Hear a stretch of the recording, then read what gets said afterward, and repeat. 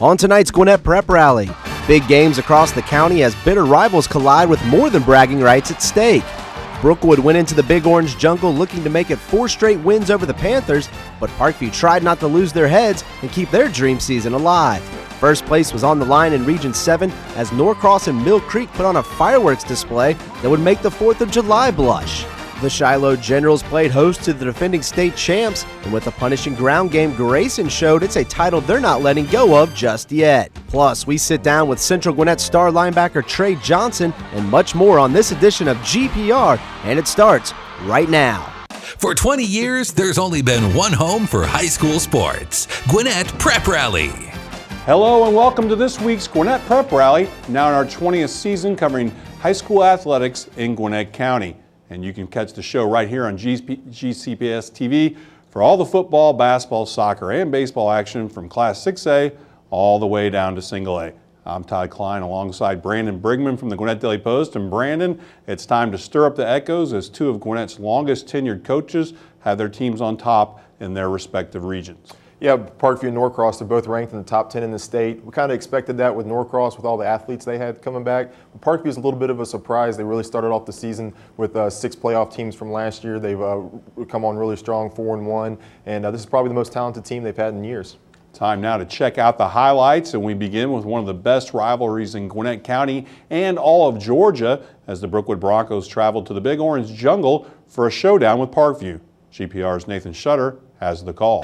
Parkview playing host to rival Brookwood in the Battle of Five Forks, and it's the home team that would strike first. Chris Carson takes the direct snap. He tries to go right but is forced back to the other side. He slips a couple tackles and breaks free into the secondary, 73 yards on the touchdown run, and the Panthers jump out to an early 7-0 lead. The Brookwood offense trying to respond.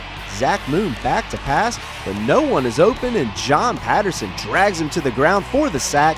Broncos have to punt. The give is to Chris Carson, or is it? Mac Marshall fools everyone in the stadium, and he breaks free down the sidelines. No one anywhere near Marshall as he goes the distance, 96 yards for the touchdown. Parkview up 14-0.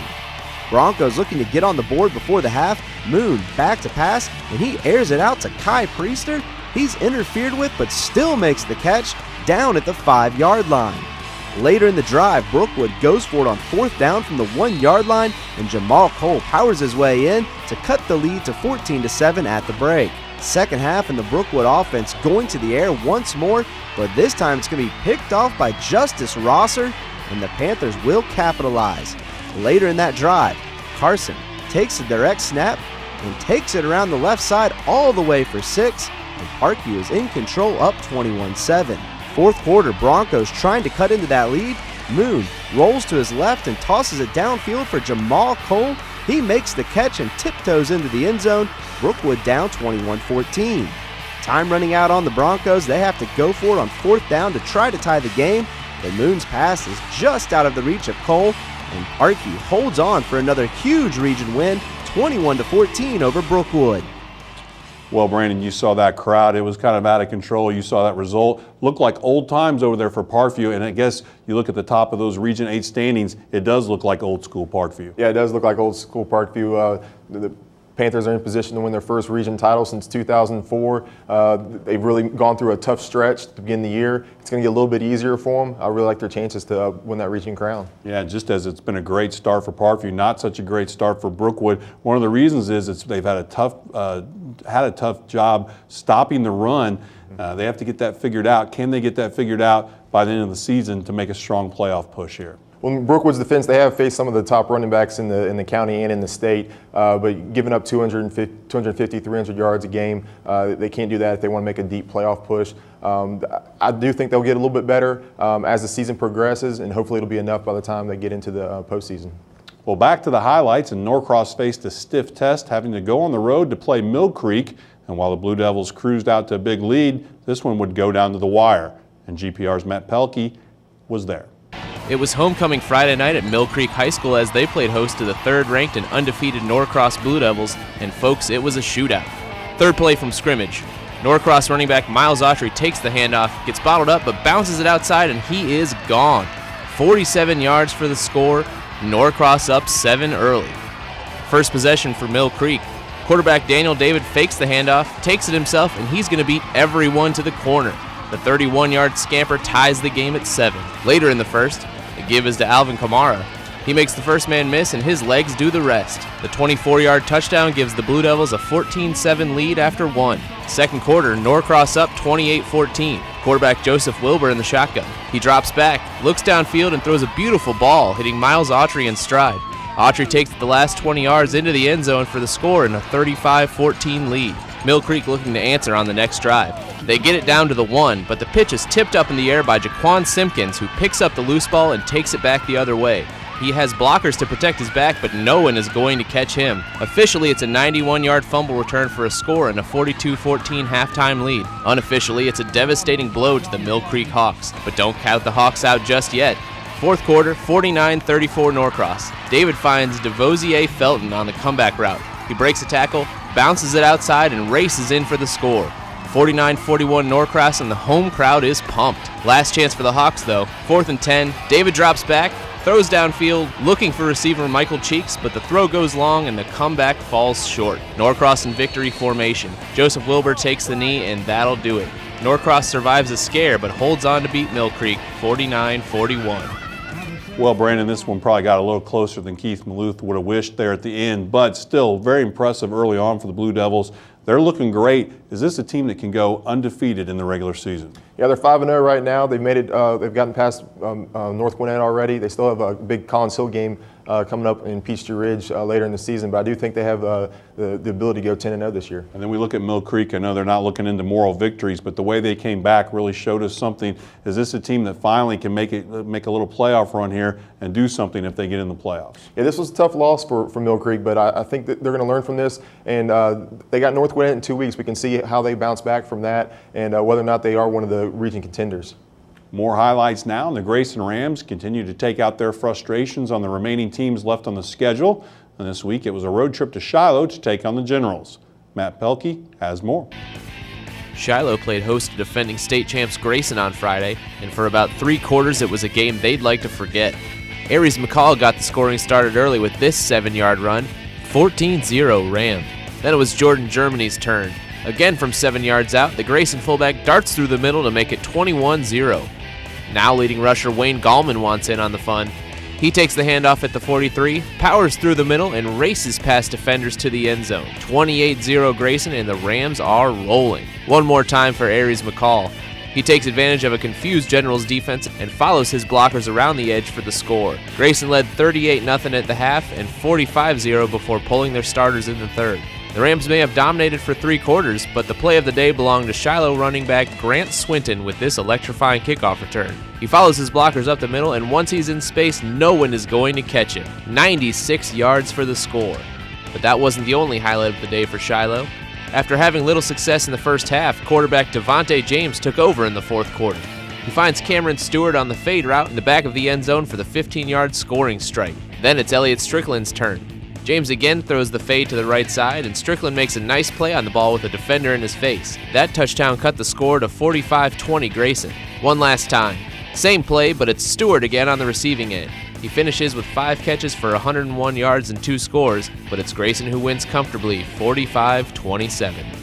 Well, our special thanks go out to the Shiloh Touchdown Club for providing those highlights, but Brandon, it's really Grayson that's putting on the highlights now at the end of the year. I know they had that big upset loss to Parkview, but is there any reason in your mind why this team isn't still a state title contender? Oh no, you definitely have to consider them, especially when that running game that they have, they seem to get it back on track. The big thing for them is ball security and penalties. They do that, and they have a great chance to repeat this year.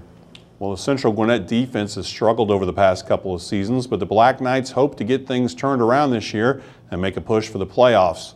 To make this happen, they'll be relying on the play and leadership of senior linebacker Trey Johnson.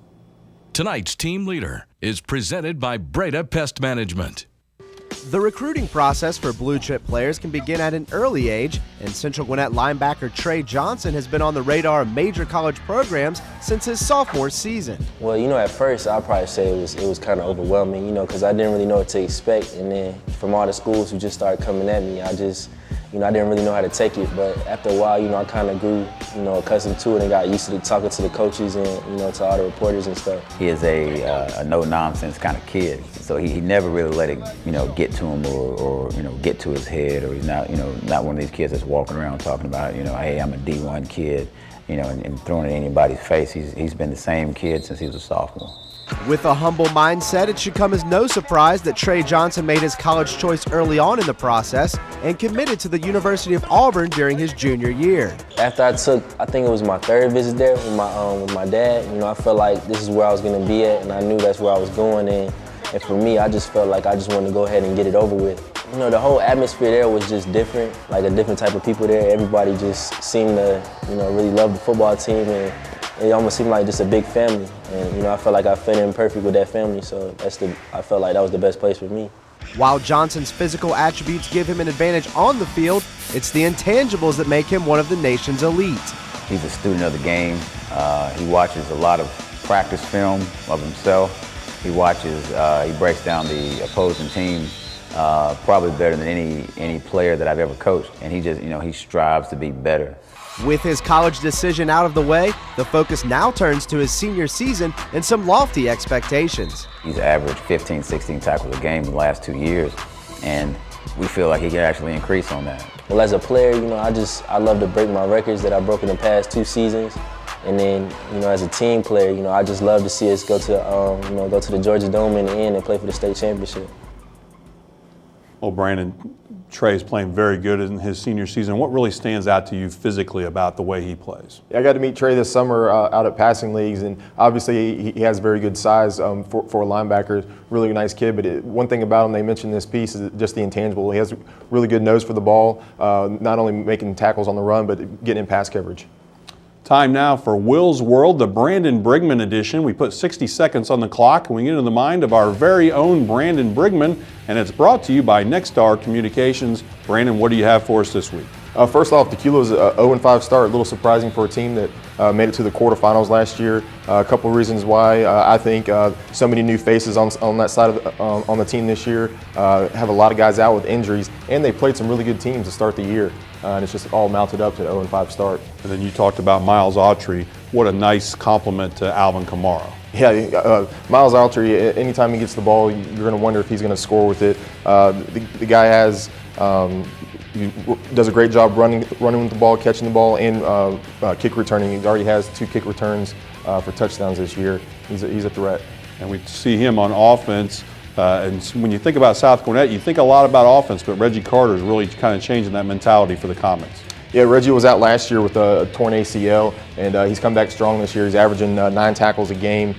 He's one of the county's top leading tacklers, and he really has that South Gwinnett defense shored up, and looks like Georgia's going to be getting a good player next year in him. Yeah, Georgia's going to be getting a good player right now. South Gwinnett has that player, and because of that, that probably plays a big role into the Comets. Kind of a slow start, but now building up some momentum. Talk about how that South Gwinnett team is playing and really coming on at this time of the year. Yeah, we've known about their offense the last few years, and they struggled last year with some injuries. But they've really come on this year. They seem to be clicking offensively with Jordan Ramey and some of those other guys. But it's it's Reggie on the defensive side. He's leading that side and really getting them going. Time now to focus on standout performances, so let's move on to this week's Building Blocks, presented by Britt's Home Furnishing. And first up is Chris Carson from Parkview. And I tell you what, Brandon, if you want to put your name in the record books in the Brookwood-Parkview rivalry, how about going for 258 yards in this big game? Yeah, he was practically averaging a first down every time he touched the ball. Chris does a great job every week. Opposing defenses know he's getting the ball, and they still can't find a way to stop him. And just have been a great start for Parkview. A big reason is Chris Carson. You go over to the Brookwood side. Brookwood came back, made it a game, had a chance late to maybe get this one into overtime. A lot of that reason for that goes to Zach Moon and that passing game that's been going very well for Brookwood.